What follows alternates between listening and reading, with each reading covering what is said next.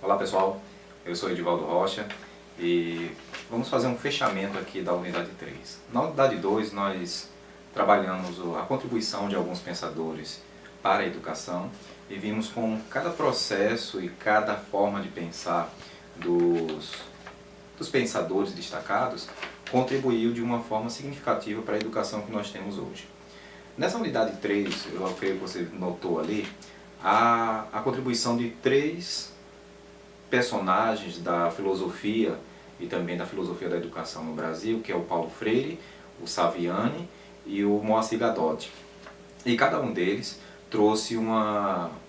eu trouxe um texto, né, de cada um deles com uma linha diferente, para que nesse final a gente pudesse fazer uma amarração e perceber como podemos utilizar a filosofia da educação, ou como se utiliza a filosofia da educação. Começando com Paulo Freire, nós vamos perceber que Paulo Freire ele deu uma ênfase no processo em que o aluno ele se torna um ator ativo do seu processo de aprendizado. E isso é bem interessante, porque até então, dentro de um ponto de uma concepção tradicional de educação, a gente tem o foco centrado no professor.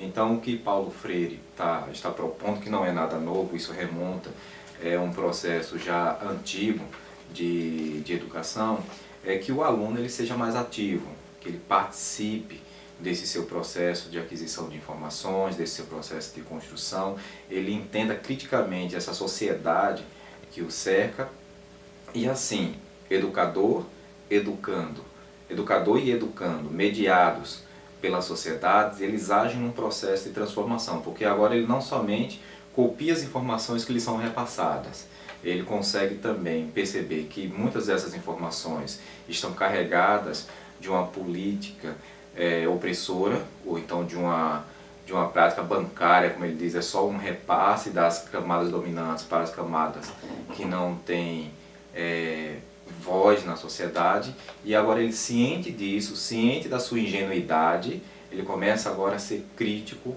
e diz assim, e começa a pensar que precisa, ele deve começar a pensar em mudar essa realidade. Então o professor ele acaba servindo como um fomentador de mudanças sociais, mas essas mudanças elas acontecem na coletividade, professor, aluno e a sociedade na qual todos estão participando, eles têm interesse em mudar os paradigmas que estão estabelecidos na sociedade a fim de construir algo melhor, sempre melhor. Quando a gente fala de Denival Saviani, a gente vai perceber uma postura mais voltada para o docente. O Saviani, no seu método histórico-crítico, ele diz que o professor ele não deve somente ser aquele que reproduz uma informação própria da sua matéria. Não, ele coloca esse conhecimento, ele confronta esse conhecimento com a realidade em que os alunos vivem e a partir daí gera-se uma síntese. E essa síntese é o resultado de um trabalho crítico, produtivo e ativo desse professor. Quando a gente pensa dessa forma, a gente vai perceber que o professor ele não está mais contente ou ele não se contenta com o que foi repassado nos livros didáticos, mas ele pega esse conhecimento do livro didático, ele pega esse conhecimento de mundo, ele confronta com a realidade, ele valida essa informação e produz agora um novo conhecimento, não um terceiro conhecimento, mas um novo conhecimento sobre o que a realidade representa.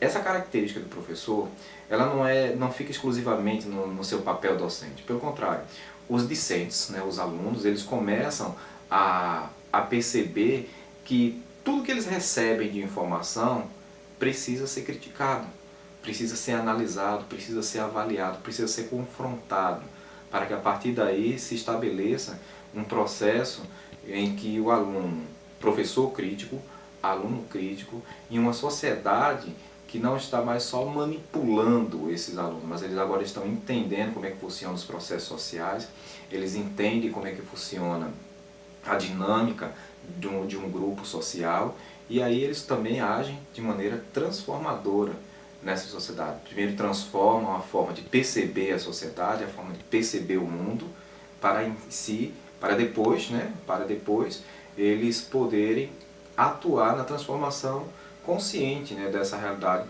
que o cerca. Então a contribuição de Saviano, ela se dá nesse processo de tornar o conteúdo reflexivo, tornar o conteúdo crítico da parte do professor. Aí ele cobra do professor que o professor ele seja também um produtor de novas informações, porque ele vai pegar o que já tem se estabelecido, ele confronta e faz essa síntese, que agora é esse novo material. E os alunos eles vão também no mesmo processo, eles recebem a informação do professor, eles comparam com o que tem, né? Eles fazem essa crítica com a sua realidade e produzem também o seu próprio conhecimento. Bem, Moacir Gadot, eu separei um texto de Moacir Gadot que ele está certamente marcado por uma política partidária. Gadot é um estudioso, é uma referência no nosso país, principalmente assim, um entusiasta também da metodologia de Paulo Freire, né? Você vai ver muitos vídeos na internet onde ele defende essa metodologia de Paulo Freire, não só a metodologia de ensino, mas a ideia por trás dessa filosofia. Mas quando a gente olha esse texto que separamos do Gadot, no momento em que ele estava como secretário de Educação de São Paulo, a gente vai perceber o seguinte, que ele está fazendo um discurso que é marcado por uma política partidária. E aqui a gente precisa entender o seguinte, como o pensar a educação muitas vezes se transforma num pensar político, não no ponto de vista de políticas públicas de educação, mas de políticas partidárias para a educação. Então, quando eu separo esse texto, eu gostaria que eu tenho um interesse que você consiga perceber, claro que está escancarado isso, não está nas entrelinhas, está no texto propriamente dito, mas eu quero que você perceba o seguinte, que muitas vezes nós pensamos a educação a partir de um viés, não da educação, assim, o aluno, o professor, a sociedade, tirando do processo a questão partidária, a questão dos interesses políticos de determinadas classes ou de determinados indivíduos. E o que nós precisamos fazer disso? Nós precisamos, ao analisar um filósofo, ao analisar um pensador da educação, entender quando ele está trabalhando a filosofia da educação para a educação em si, para o processo entre professor, aluno, escola, melhorias da qualidade de ensino, melhorias nas técnicas de ensino, aprendizagem, e quando o filósofo da educação está se valendo do seu discurso para estabelecer uma apologia política a partir do A ou a partir do B. Eu não quero aqui entrar no mérito de quem é a favor do partido defendido por Gadot ou defendido por outro filósofo da educação, não é esse o mérito. O que eu quero que vocês percebam é que muitas vezes a gente acaba fugindo ou abrindo um precedente, abrindo um caminho, melhor, um precedente não, abrindo um caminho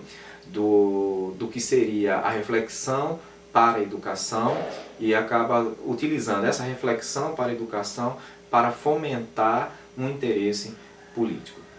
O que nós vamos perceber então é que a gente precisa fazer essa distinção entre o que é política partidária e o que é política pública.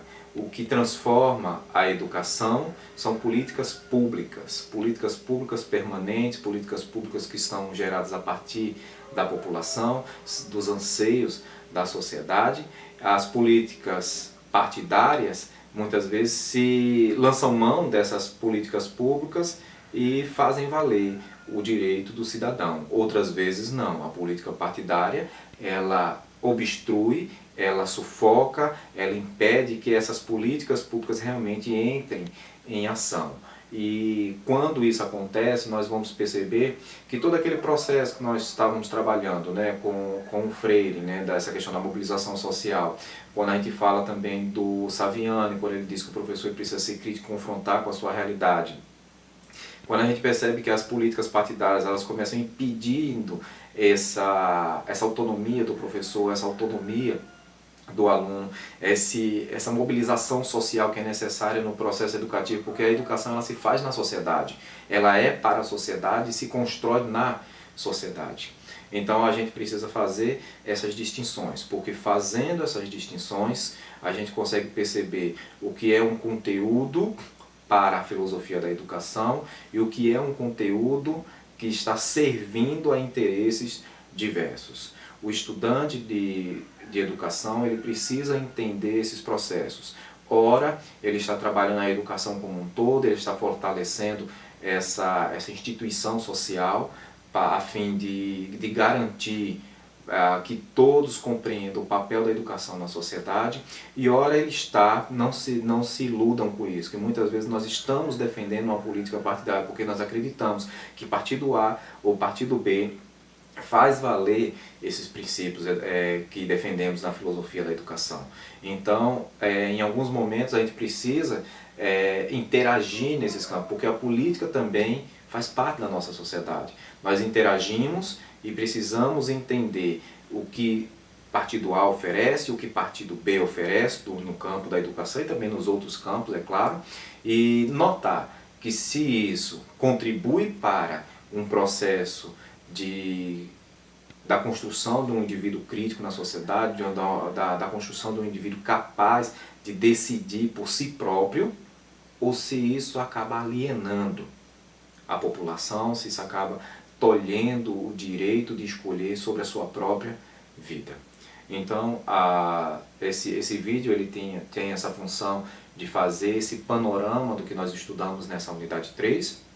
E agora, nós refletindo sobre a forma como cada um expõe o seu conteúdo, nós podemos também analisar como esse conteúdo se aplica às nossas realidades. Estamos trabalhando aqui num curso de educação cristã, e quando a gente pensa em políticas de educação, a gente não pode também se alienar e dizer o seguinte: não, o que está acontecendo no cenário nacional não chega à igreja, nós temos que pensar na igreja de maneira diferente. Isso é uma ilusão, porque a gente vai pensar o seguinte: a igreja é um reflexo do que acontece na sociedade. Se nós temos políticas opressoras na sociedade, essas políticas opressoras acabam se infiltrando na prática da igreja. Então, se a igreja também fomenta essa opressão, ela está contribuindo com isso. E se a igreja ela anda na contramão disso, que é o ideal, uma educação libertadora, que é o ideal da igreja, ela precisa também se posicionar em relação a isso. Ela precisa realmente se colocar, e os seus membros, os membros dessas igrejas, precisam estar atentos em relação ao que está acontecendo na sociedade. Porque você percebe o seguinte: quando a gente, veja só um exemplo, a gente tem um processo em que a gente tem uma realidade em que no Brasil a gente ainda tem muitos analfabetos.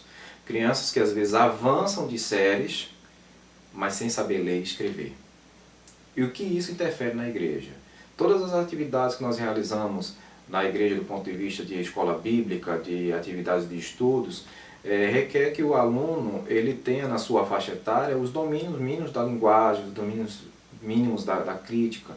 E o que acontece?